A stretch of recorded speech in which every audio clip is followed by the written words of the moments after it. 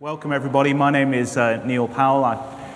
I'm an accidental and reluctant church planter that started a church back in 1999 with two friends in Birmingham. And I realize that for many of you this might be the very first time that you're connecting with City to City and attending a City to City event. And that's true not just of you, but actually some of the people up here on the platform through the course of today. Please don't feel that necessarily everyone who's speaking up at the front is part of City to City. This is, in many ways, an opportunity for a conversation, a new conversation amongst gospel-believing churches, as we together address the question that is in all of our hearts, which is, how do we reach our cities for Christ? That is what brings us here today. How do we reach our cities for Christ? Now, we are busy people. For many of you, just being here at all today is a sacrifice of time and energy as well as of money. We're busy people. And I guess it's easy to think this is another thing on top of all the other things. And we just wanted to say in the few minutes that we have before we hand over to Tim this morning, we just want to say a little bit about why City to City exists at all. Why City to City UK alongside everything else? Well, essentially because we have a vision for the cities of the UK and we want to see our cities reached for Christ. And throughout a day like today, we're going to be facing both the opportunities and the challenges that we see in our cities. We see opportunities of which the world has never seen before. The increasing diversity of our cities. God is bringing the nations to our cities. Can you imagine what William Carey would have thought walking around a city like Birmingham or London? Things have changed in 200 years. Not just increasing diversity, but increasing numbers, the population growth of our cities. The city of Birmingham will increase by 10% in 10 years. That's the equivalent of the entire city of Oxford moving and relocating to Birmingham in the space of 10 years. So how do we reach cities that are growing in diversity, growing in numbers, and growing in the sense of distance from the Christian faith? That's the challenge. Are postmodern cities that, if you like, are becoming both more secular and more religious at one and the same time. And Christianity and the gospel is getting squeezed in the middle by the voice of a different religion or religions and also secularism. So we see diversity, we see growing numbers, we see an increasing distance, and we ask ourselves the question, how do we reach our cities for Christ? And I suggest that it comes in part from sharing a vision that is bigger than any one church, any one network or denomination can achieve on their own. We might call it something like a box C vision. Let me show you what I mean, I think, in a diagram. You see gospel need and gospel opportunity there on the axes. And we as local church leaders, perhaps, or as part of parachurch organizations here, we see an opportunity in our community and we see a need in our community and we seek to reach it.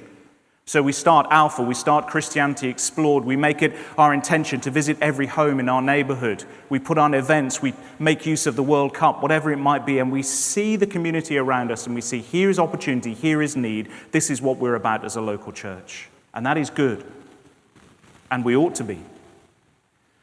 But then some of us say, but there's a world outside of our parish. There's a world outside of my square half mile. And you might say a gospel B vision is to say we need to go beyond our community. We need to reach parts of the city that are unreached, that new build estate that's just going up down the road. We need to be part of something bigger, maybe some form of network of churches that are committed to reaching our city. But I want to suggest that what we need, and I'm sure what is on our hearts, is a vision that is bigger than any one church or any one network can achieve. And a boxy vision really stretches our imagination and stretches our vision puts us way outside of our comfort zone to say, what would it take? What could it look like if churches and networks decided that in some way, at some level, we could do more together than we could do on our own? Could that happen in my city? That's what the need is. The opportunity is there, the need is there, and it's bigger than any one church or denomination can reach.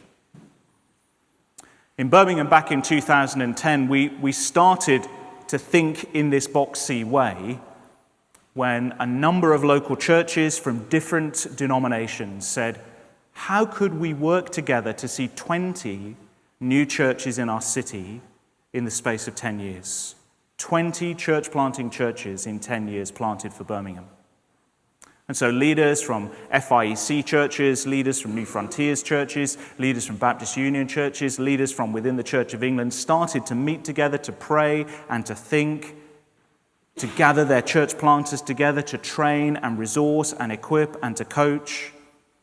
And what we've seen is that God is able to do far more when we come together as gospel churches than we can on our own. So by God's grace, we've seen 17 of those churches started in 8 years. We prayerfully expect to see 20 by 2020. We have 2 more in the pipeline now. We'll be 19 by the end of this year, God willing. And by God's grace, none of those churches has failed.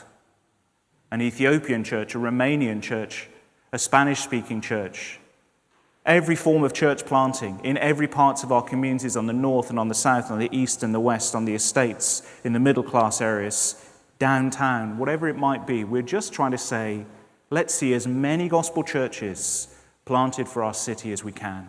And let's work together to do that. And let's try and ensure that each of those plants is as healthy as it can be and that it can grow to become a church planting church. So that we've now said, what if not only we saw 20 churches planted by 2020, but what if we go again and look for a further 30 churches by 2030? That'd be 50 new churches in 20 years. And what if each of those churches could church plant once in their lifetime? 100 churches for our city. And a vision for the city, of course, comes out of the gospel, doesn't it? It's there in the gospel. It comes out of that core value of compassion. The compassion that Jesus had for the towns and the communities that meant that he left places to go to a new place, to take the good news of the kingdom there too.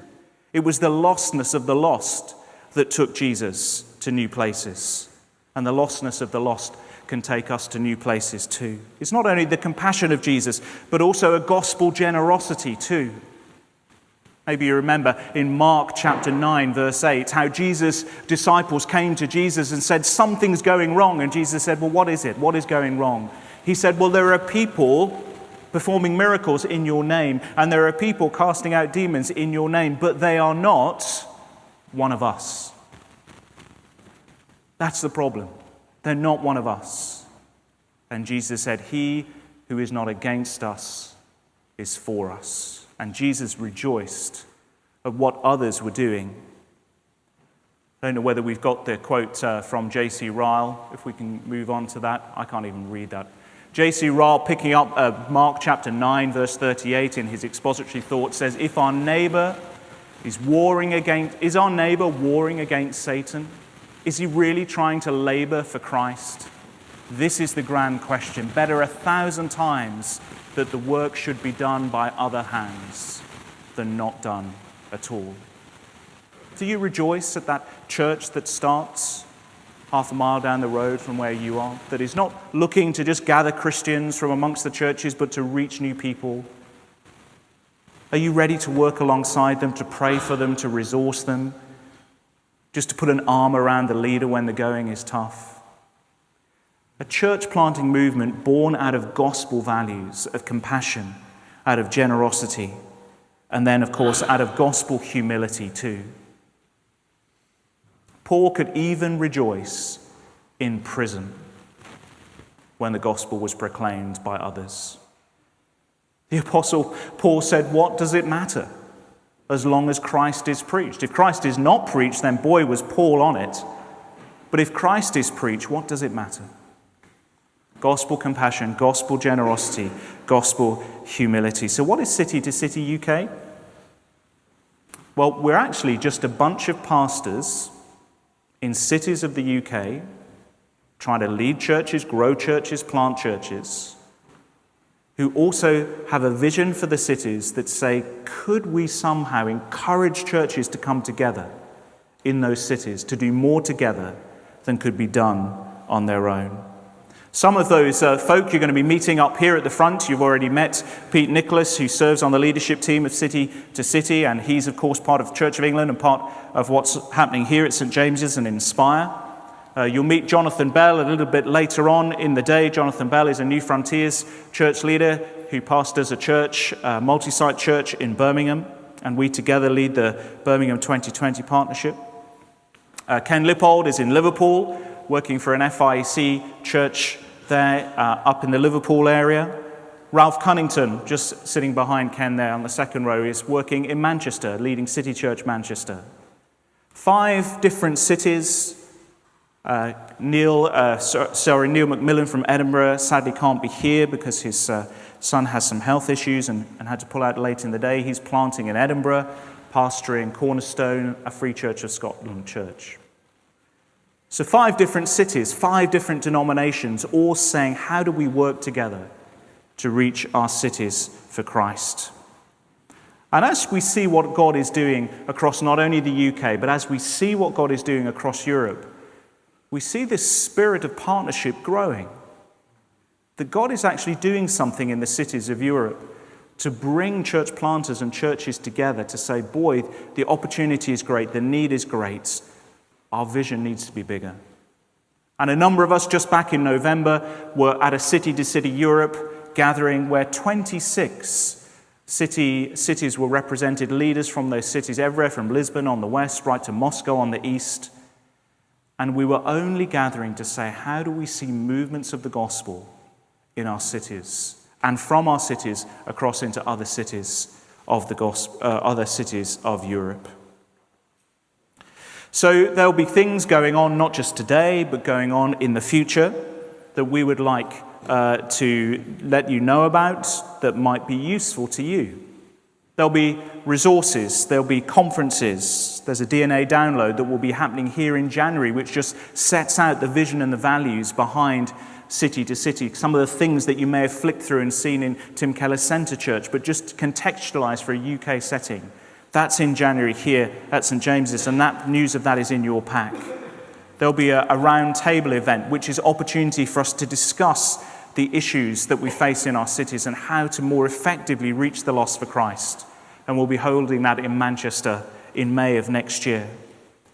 And we trust and pray there'll be conversations that come out of a day like today, where we say, actually, we can do so much more together than we can on our own. As a movement, City to City seeks to plant highly contextualized, gospel-centered, church-planting churches in the most influential cities of the nation. We'd love to see over the next 5 years, we'd love to be involved in the starting of 40 or more new churches in our cities. We'd love to develop more city networks, to see cities where there are leaders who are saying, we could do this, you know. If it's happening in London, maybe, or in Birmingham, or in Manchester, why not in our place too? And we'd love to develop and resource 8 or 10 city networks around the country. And then we'd like to resource 200 or so churches who are saying, we are in a city and we know the challenges are real. We know the opportunities are there. We'd love some advice, some input.